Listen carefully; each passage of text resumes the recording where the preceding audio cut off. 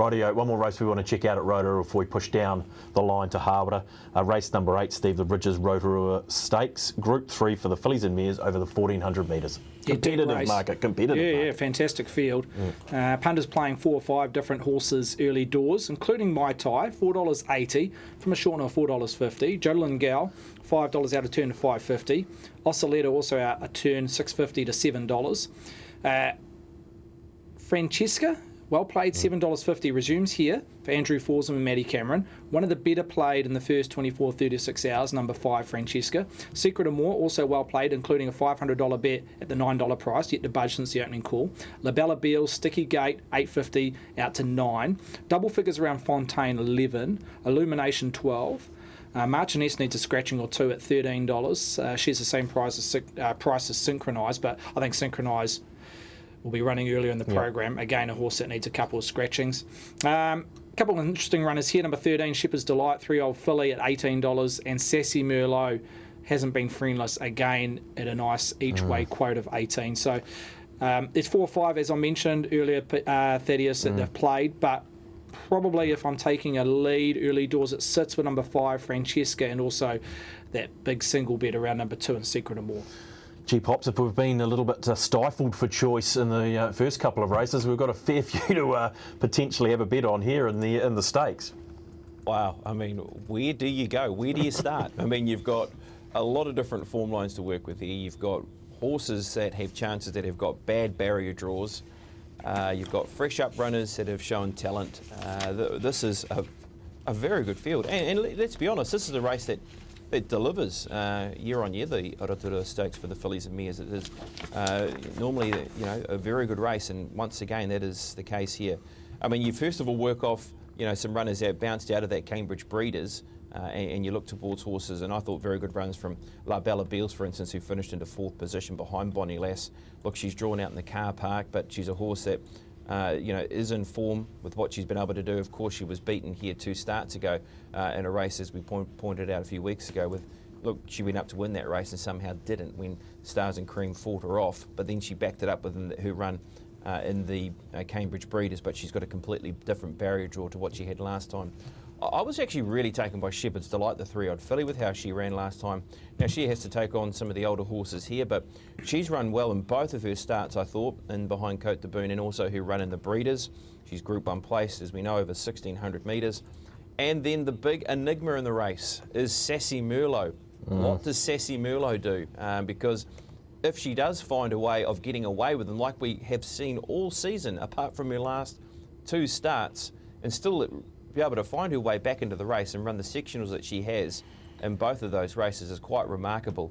Boy, if she can get away with them, she could be the absolute knockout blow in the race, Sassy Merlot. So, look, it really is a race where find the one you like, and if you found a reason to like it, and you just go with it because you'll get a price. There's no doubt about that. For some reason, I think of, when I see markets like this, I think of you, Paul. Help us out in the Rotorua Stakes. As BP said, it's like Mai Tai, the favourite, is drawn out in the car park. So, yes, how do we sort of factor that in? I'm sure we'll find out soon from Steve. But a few of those favourite runners are drawn poorly, aren't they?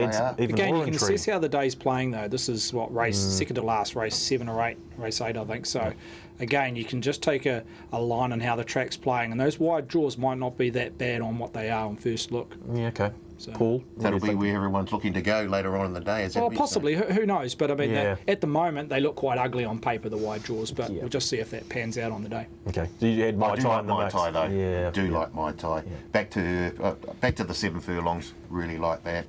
She only just went down in the cuddle after a nice trial. Just been by the top weight in the Rich Hill.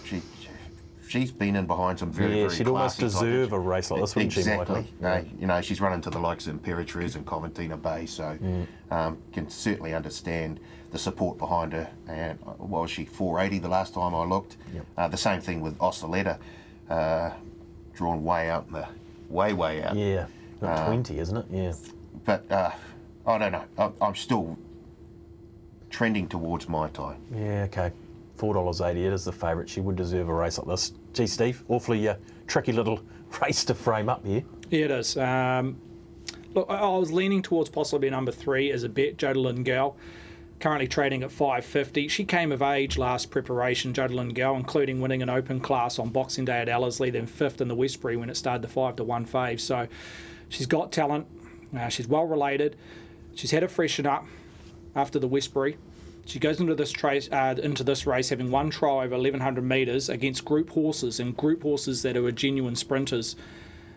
She got back. If you watch that trial, I love her last piece of work, probably the last 100, 150, and through the line. It was very much an eye catcher. She finished well back in the trial, but again, 1,100 is not her sweet spot, and she was up against some genuine group sprinters in that trial. So I loved her. She definitely ticks the box in terms of the trial. You might look on paper, she finished well back in the trial. It was a really good trial. If you got time to have a look at the vision, I'm sure Trackside might bring it up on race day. She got smacked at Ellerslie too. I'm just looking at the starting price there at Ellerslie on the 22nd of Jan.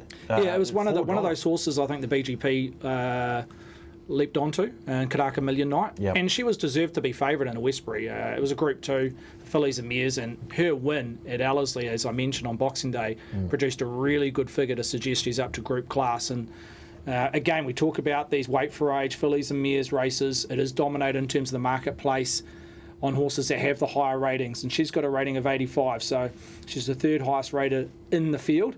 I just think she's cherry ripe first up. She's got Rotorua Park form, which is crucial, as we've already touched on throughout the show. And from barrier 7, she's got an okay gate compared to a few rivals in the marketplace that we've already mentioned have drawn whitish gates. So I think from barrier 7, there's genuine tempo of the race. She can just sit in that neutral position with a little bit of cover. She can have the last crack of them, Jodlin Gal. She's got that turn of foot. And at 550, I wouldn't be surprised if she really tested Mai Tai in terms of starting 1-1 in the betting. Okay, and Secret of More, Steve, before we go back to Pops, good win, resuming, strong win. Yeah, look, I can't knock the figures. Whanganui produced that. Again, new stable, so Robbie Patterson has this horse now. It used to be with Te Akau, and it showed ability with Te Akau. Went down to Christchurch and had a couple of wins from memory. So it was hard to assess where she was at first up. There was a little bit of cash for her, but just, again, back on figures, I can't knock her on that. I just like a few others in front of her purely because I'm just not sure where she gets in the map from that draw. Yeah, okay. Okay, BP, we surmise this Rotorua Stakes for us not going to be easy. Where did you sort of settle in this one? Yeah, I'm like Stephen. I mean, Stephen's right. If you go back and have a look at that trial, I mean, I love looking at horses that go through the line late, and also even more so when they are picking up runners as they're pulling up. Look, she was very good in that trial. So I think everything speaks about her with how she's can go in any type of track condition too. She's won on good. She's been able to win on heavy as well. I mean, she raced at this race meeting 12 months ago, and the very last race when beaten by Dawn Parade, and then she was able to run well on those heavy tracks. So she can go on the heavy surface, she can go on track conditions that are good as well, and really this has been the making of her in her summer preparation. So she's got all the right ticks around here, so I like her chances also. I think Shepherd's Delight might be that sneaky in the race, and there's going to be a lot of sneakies, isn't there? I mean, there's going to be a lot of chances of playing an each way specky, chucking a horse into a quaddie because they're at $15 odd, and you found a reason why to sort of play one. And Shepherd's Delight's that sort of horse that I'm happy to be on at a big price for a 3-year-old filly, but late in the season to tackle some of these older horses, these older mares, just like how she's run recently, and things look nice. Things look good for her over 1,400 metres, and the opportunity of trying to find a pair or two closer for her is the key. And as I said at the top, Sassy Merlot is important for the race, and if she gets away, well then, far out, $18 could look like a price also. But yeah, my first selection in the race is Jodlin Gal. We will have that trial for you. We'll show you on the Punters Lounge and on the day, as Stephen said, when finishing 7th of 9 behind the Swords Drawn. Yeah, okay. Shepherd's Delight will get back, Pops. Sort of state. There we go. Yeah, that makes sense. Shepherd's Delight's going to get a fair way back, isn't it? That's your only probably problem there. Yeah, it is. And it's just about trying to find a spot of being a pair or two closer, as I said. So if the horse can do that, look, it's a must for maybe a top 4 bet. Yeah. Again, this race screams having a multiple or finding a horse that you like on the each way, or even dabbling on the top 4 market. You probably find $3.50, $4 for some horses to finish in the first 4. So that might be a way of exploring the race also. Yeah, okay. I've run out of Sassy Merlot money, Paul. So have I. Yeah, okay. Yep. Well, It's my fault, is it? yeah, it is your fault. Yeah, I one too do many blame you. times. Yeah. Okay, on okay. the This will same be the note. time to Can't get go. on there. That's what I was about to say. This will be it, because I certainly won't. I can't do it to myself again. No. Just, yeah, running She's out of here. flying. running She's out of here absolutely as it is. flying. Her Yeah. closing sectionals have been unbelievable, but Yeah. doing her chips at the start. A Yeah. couple horses I do want to quickly mention. Francesca, because she's been well played, Thaddeus. Yep. She resumes here. She bled last start, so she had to have that down stand or period of, 3 or so months, I think it is. I want to take a slight set against her. I know there's early money for it, around about $7.50. I priced her double figures. I'm not sure where she sits in the market on race day, but my assessment, look, she's got ability. She's lightly raced. As I mentioned, she comes into this race first up after bleeding last start, which I think is a little bit of a negative, even though a lot of people do say a horse Runs its best race. absolutely Yeah, coming off after a it. off a Yep. bleed. But at the end of the day, she's only won at 74 grade, and she's up against horses that are group class and proven. So no knock that she's got ability, but she's yet to prove it. I think she starts double figures, and well, she does in my assessment, number 5, Francesca. Yep. Also led her last start, went out favourite at Avondale, off track, race shape was totally against. They ran 36 flat last 600 on a heavy deck, which converts to 7 lengths above par, and she made her run in the IG, in the inferior ground. So I think her run, even though she was a beaten favourite, held merit. She just can be a low percentage play. Again, another horse that's drawn back, which she was always going to be in the last third, but she'll need tempo to suit. Yeah, okay. Paul, where did you settle in the end? I like my tie on top, but Yep. there's one further down the page I thought I'd have a little stab at. Yes. The Richard Collett trained Sweet Clementine. She'll be better for that 40 to fresh up. 1. She'll be better for the fresh up run. She's won on the track before. She was 6th in this race last year after sort of getting held up slightly just before the turn. Okay. And what? Needs heavy? Yeah. Because Look, as we said, this meeting last year was a heavy, genuine wasn't it? heavy track. That's Yeah, my only yeah. concern with her. That's why Yep. you're getting a price. Yeah.